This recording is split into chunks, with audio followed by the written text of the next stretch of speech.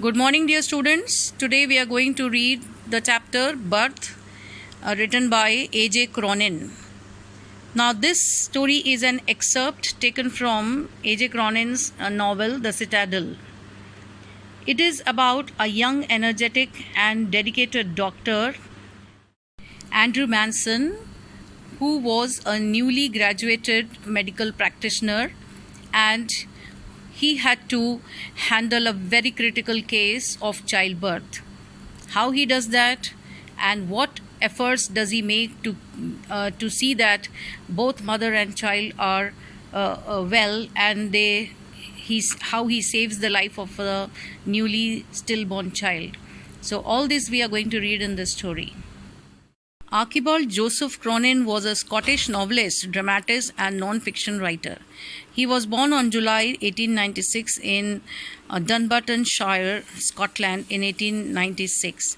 In 1914, he entered Glasgow University to study medicine, but his studies were interrupted by World War I, in which he served in the British Navy as a surgeon sub-lieutenant.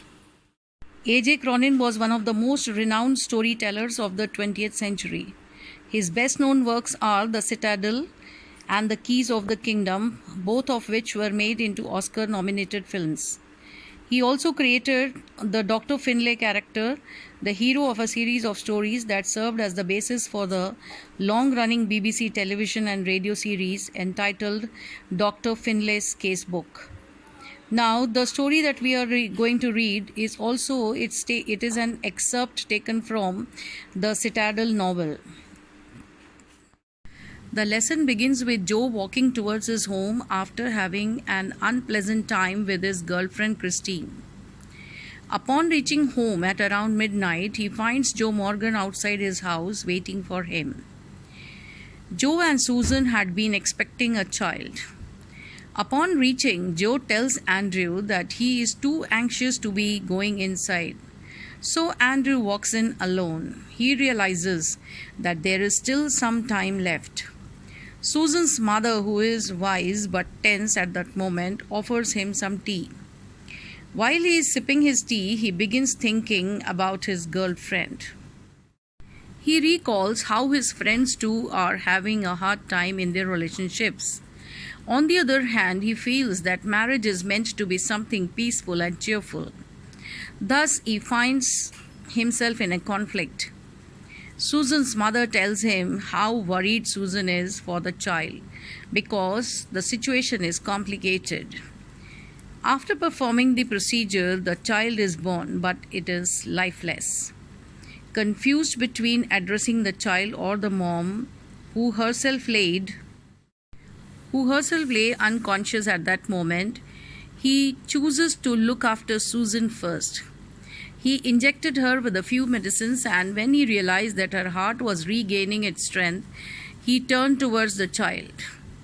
It was a boy in perfect shape. He suddenly remembered that it was a case of restricted oxygen supply, and thus he instructed the nurse to get hot and cold water. The nurse, reluctant at first, got him what he needed, and he juggled the child in hot and cold water simultaneously. After all his efforts, the child still lay lifeless. All others had already lost hope while he continued with the procedures. Finally, the child heaved and got his breath. His body was no longer still, leaving everyone surprised. The nurse muttered words of prayer while holding the child. The grandmother was also praying, while Susan still lay unconscious. Exhausted, Andrew left while informing Joe that all is well. While he was walking home at around 5 in the morning, his heart was full at having accomplished something real in his life. So now we begin with the chapter. Though it was nearly midnight when Andrew reached Bryngower, he found Joe Morgan waiting for him. Walking up and down with short steps between the closed surgery and the entrance to the house. At the sight of him, the burly driller's face expressed relief. Now, in this paragraph, you can see that the author has described about Andrew Manson and Joe Morgan. Now, Joe Morgan is the would-be father whose wife was expecting a baby after 20 years of their marriage. Andrew is Andrew Manson, the doctor, who was a young and dedicated doctor. So when he reached this place, Brian Gower, he saw that Joe Morgan was very restless and he was full of anxiety as he was walking up and down with short steps between the closed surgery that is his clinic, and the entrance to the house. At the sight of him, the burly driller, very strong and large built, heavy built person. He was a driller by profession, and his face expressed when he saw the doctor. "Oh, doctor, I am glad to see you. I've been back and forward here this last hour. The missus wants ye before time too." So, Joe Morgan informs Andrew Manson, the doctor, that he was happy to see him because he had been waiting for him for the last 1 hour, and his his wife, wanted the attention of a doctor before time. Andrew, abruptly recalled from the contemplation of his own affairs, told Morgan to wait. Contemplation of his own affairs, that Andrew was preoccupied with his own thoughts when Joe Morgan was telling him this. And so he had to come out of that, and then he told Morgan to wait. He went into the house for his bag. Then together they set out for number 12 Blanner Terrace. That is where Joe Morgan was putting up. It is the address of Joe Morgan's house. The night air was cool and deep with quiet mystery. Usually so perceptive, Andrew now felt dull and listless. So perceptive, this was the quality of Andrew Manson. The doctor was very, very quick in understanding things, but at that time he was feeling very dull and very listless. That is, he didn't know what to do because he was facing a situation in his own life where he had a tiff with his girlfriend. He had no premonition that this night call would prove unusual. Listless means lacking energy and enthusiasm, as he himself was feeling dejected. Premonition means having a forethought, having an idea beforehand. So he did not have any idea that this night would prove unusual, still less than it would influence his whole future in Blenheim. Blenheim, I told you that it is a mining town in Wales. The two men walked in silence until they reached the door of number 12. Then Joe drew up short. "I will not come in." Joe drew up short means that he stopped, and he told the doctor that he should go inside the house as he has no courage to go inside. He didn't want to enter the house. "I will not come in," he said, and his voice showed signs of strain. Why he didn't want to go to his house? Because he was tense. He was worried. "But man, I know you'll do well for us." And this line states that Joe Morgan had full faith and confidence in the doctor, and he told him that as it was a critical case and the delivery was expected any time, therefore he said to the doctor that he knew that he would do all well for them. Inside, a narrow stair led up to a small bedroom, clean but poorly furnished, and lit only by an oil lamp. Here Mrs. Morgan's mother, a tall grey-haired woman of nearly 70, and the stout elderly midwife waited beside the patient, watching Andrew's expression as he moved about the room. So what did Joe Morgan, the doctor, when he went inside the house, what did he see? He saw that it was a small room and it was poorly furnished. There was not much of furniture there, and it was only lit by an oil lamp.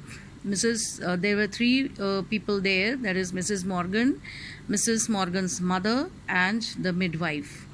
Stout means fat lady. So the midwife was a elderly and fat lady, and Mrs. Morgan's mother was a tall grey-haired woman of nearly 70. "Let me make you a cup of tea, Dr. Batch," said the former quickly after a few moments. Andrew smiled faintly. He saw that the old woman, wise in experience, realized that there must be a period of waiting, that she was afraid he would leave the case, saying he would return later. "Don't fret, mother, I will not run away." So, in this paragraph, the author has told you that Mrs. Morgan's mother was equally worried and anxious, and when she, being an experienced lady, she understood that there is a time period to be waited for the childbirth. She offered a cup of tea to the doctor. And Andrew felt that Mrs. Morgan's mother was feeling that he would leave the case and go, as it was taking a time. And therefore he told her that not to fret, that is, not to be afraid, that he will not run away, he would wait for the delivery time. Down in the kitchen, he drank the tea which she gave him. Overwrought as he was, he knew he could not snatch even an hour's sleep if he went home. He knew too that the case here would demand all his attention. A queer lethargy of spirit came upon him. He decided to remain until everything was over. So the doctor was overwrought. Overwrought means extremely tired. He had worked hard the whole day, and at night, when he was returning, he had felt that he would take a good sleep. But Joe Morgan brought him to his house to attend his wife. Therefore, he was feeling extremely tired. When he had a cup of tea, he was thinking that he should, even if he goes home, he will not be able to sleep peacefully, because this case was very critical and it demanded all his attention. So he decided to remain there until everything was over. An hour later, he went upstairs again, noted the progress made, came down once more, sat by the kitchen fire. It was still, except for the rustle of a cinder in the grate and the slow tick-tock of the wall clock. No, there was another sound, the beat of Morgan's footsteps as he paced in the street outside. The old woman opposite him sat in her black dress, quite motionless, her eyes strangely alive and wise. So in this paragraph, the author has described the grim and seriousness of the situation, and everybody was quiet, waiting for the childbirth, the delivery of the child. And when Andrew Manson, the doctor, had his tea, he went upstairs and he noted down the progress, but there was still time for childbirth.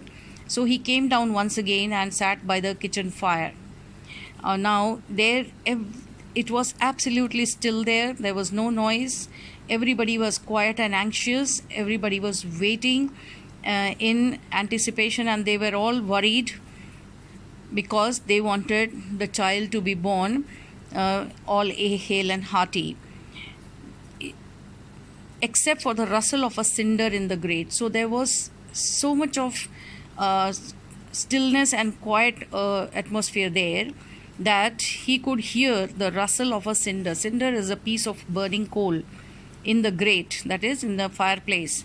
And the slow tick-tock of the wall could be heard. There was so much of silence that even these very minute sounds could be heard.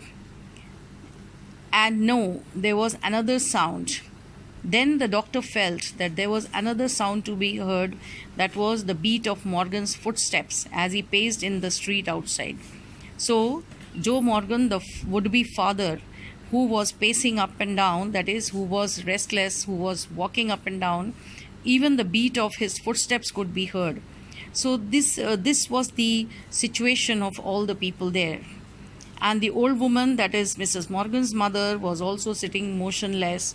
All were waiting for the delivery of the child. His thoughts were heavy, muddled. The episode he had witnessed at Cardiff Station still obsessed him morbidly. He thought of Bramwell, foolishly devoted to a woman who deceived him sordidly, of Edward Page, bound to the shrewish Blodwen, of Denny living unhappily apart from his wife. His reason told him that all these marriages were dismal failures. Now, his thoughts, that is, Andrew Manson, the doctor's thoughts were heavy, and they were causing him a stress. Heavy in the sense they were causing him stress, and these thoughts were muddled. That is, he was getting random thoughts, not in proper order. Sometimes he was thinking about something else, and other moment he was thinking about something else. The episode he had witnessed, that is, he was just fluctuating between his thoughts. He thought of the episode that he had witnessed, he had seen at Cardiff Station, and it had obsessed him morbidly, that is, in a very unpleasant experience. He thought of Bramble, another friend who was foolishly devoted to a woman who deceived him sordidly, and he thought of Edward Page, who was bound to a shrewish Blodwen. That is, he was thinking of all his friends, all the people whom he knew, that is, Edward Page, Bramble. All these were bound to or devoted to such ladies who were shrewd. They were not very. His thoughts were heavy, muddled. The episode he had witnessed at Cardiff Station still obsessed him morbidly. He thought of Bramble, foolishly devoted to a woman who deceived him sordidly, of Edward Page, bound to the shrewish Blodwen, of Denny living unhappily apart from his wife. His reason told him that all these marriages were dismal failures.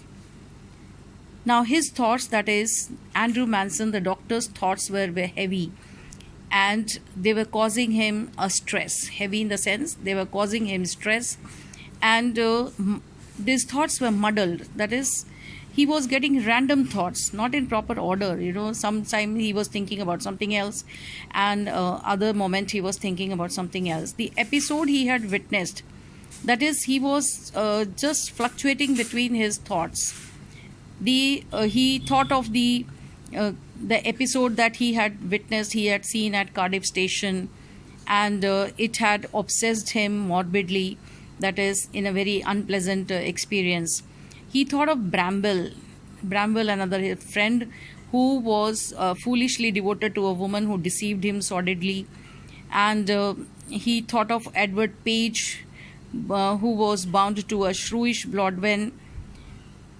That is, he was thinking of all his friends, all the people whom he knew, that is, Edward Page, Bramble.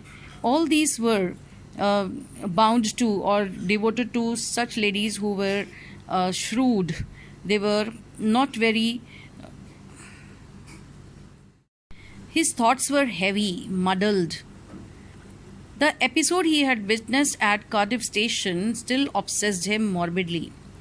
He thought of Bramble, foolishly devoted to a woman who deceived him sordidly, of Edward Page, bound to the shrewish Blodwen, of Denny living unhappily apart from his wife. His reason told him that all these marriages were dismal failures. Now, his thoughts, that is, Andrew Manson, the doctor's thoughts were heavy, and they were causing him a stress. Heavy in the sense they were causing him stress, and these thoughts were muddled. That is, he was getting random thoughts, not in proper order. Sometimes he was thinking about something else, and other moment he was thinking about something else. The episode he had witnessed, that is, he was just fluctuating between his thoughts. He thought of the episode that he had witnessed, he had seen at Cardiff Station, and it had obsessed him morbidly, that is, in a very unpleasant experience. He thought of Bramble, another friend who was foolishly devoted to a woman who deceived him sordidly, and he thought of Edward Page, who was bound to a shrewish Blodwen. That is, he was thinking of all his friends, all the people whom he knew, that is, Edward Page, Bramble. All these were bound to or devoted to such ladies who were selfish and bad-tempered or very aggressive ladies. So at this in this state of mind, what he had seen, he was not able to think of uh, a good relationship with Christine. So he says that he wished that the marriage should be an idyllic state, that is, an ideal one. And the present condition that he had seen had made him wince. Wince means feel distressed, feel sorrowful. He could not otherwise consider it the image of Christine before him. He wanted to, or he wished for an ideal state of marriage or relationship, but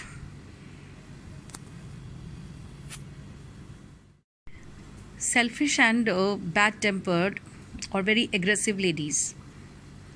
So at this in this state of mind, what he had seen, he was not able to think of uh, a good relationship with Christine.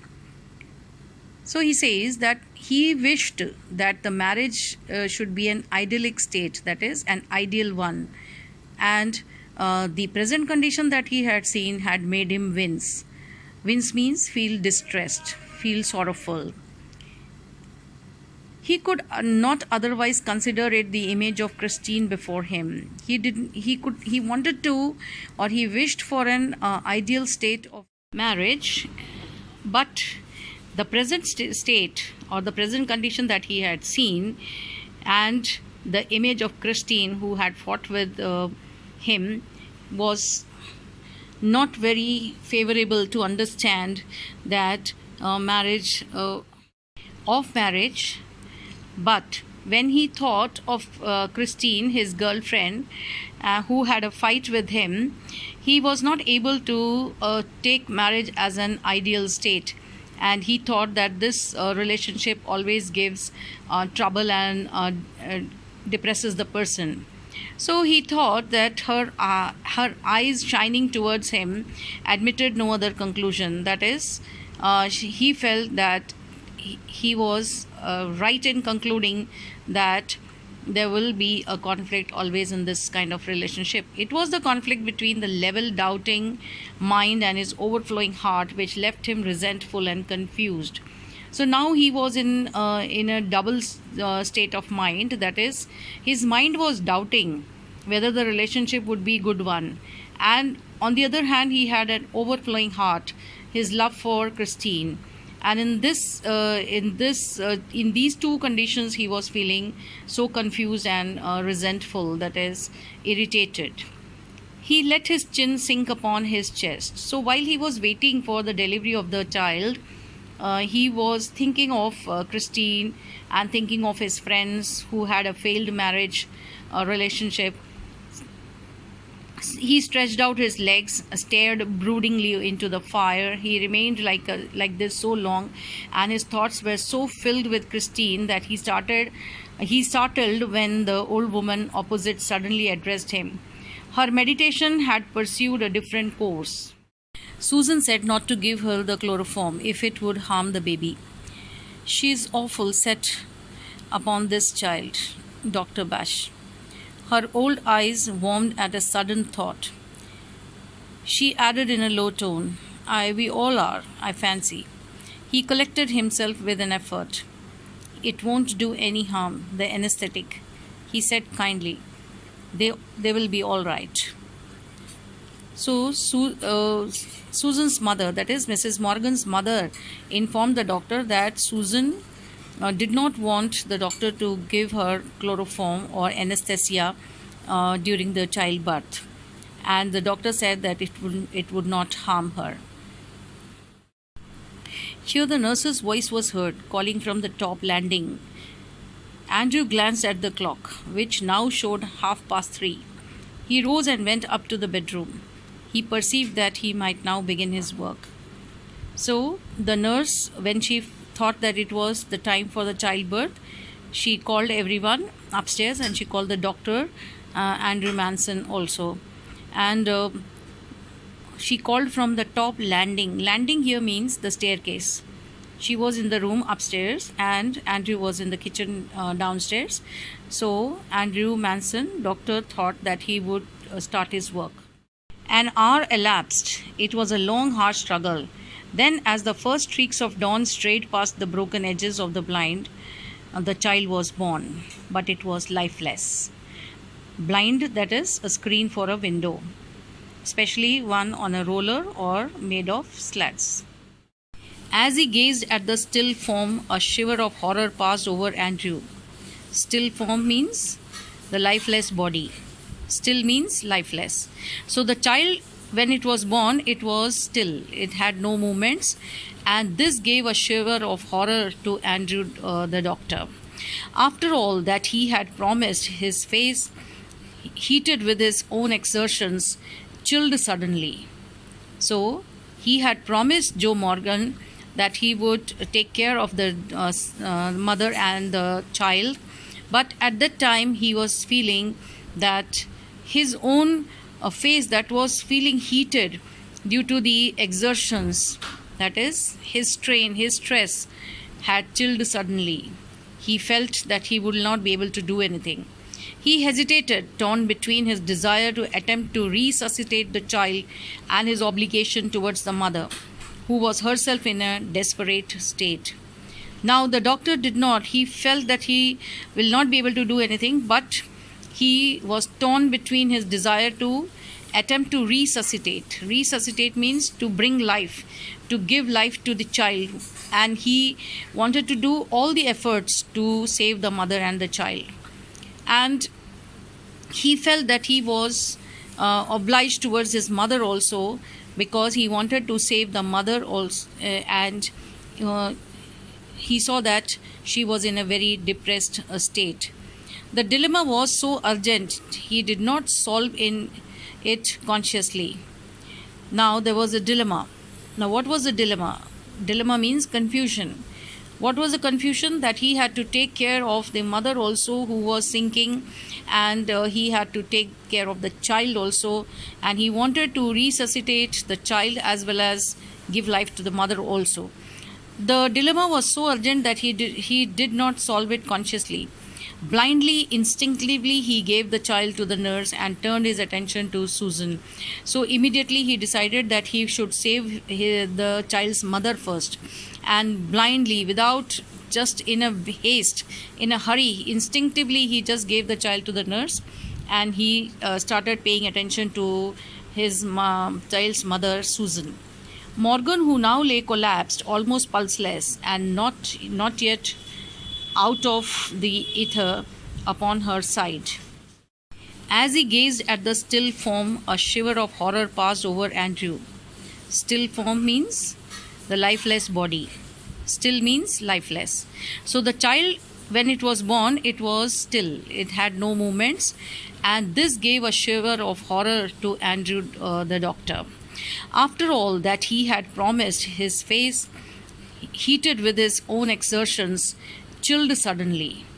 So he had promised Joe Morgan that he would take care of the mother and the child, but at that time he was feeling that his own face that was feeling heated due to the exertions, that is, his strain, his stress, had chilled suddenly. He felt that he would not be able to do anything. He hesitated, torn between his desire to attempt to resuscitate the child and his obligation towards the mother, who was herself in a desperate state. Now the doctor did not. He felt that he will not be able to do anything, but he was torn between his desire to attempt to resuscitate. Resuscitate means to bring life, to give life to the child, and he wanted to do all the efforts to save the mother and the child. And he felt that he was obliged towards his mother also, because he wanted to save the mother also, and he saw that she was in a very depressed state. The dilemma was so urgent, he did not solve it consciously. Now there was a dilemma. Now what was the dilemma? Dilemma means confusion. What was the confusion? That he had to take care of the mother also, who was sinking, and he had to take care of the child also, and he wanted to resuscitate the child as well as give life to the mother also.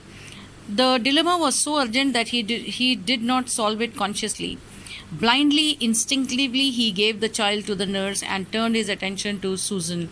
So immediately he decided that he should save the child's mother first, and turned his attention to Susan Morgan, who now lay collapsed, almost pulseless and not yet out of the ether, upon her side.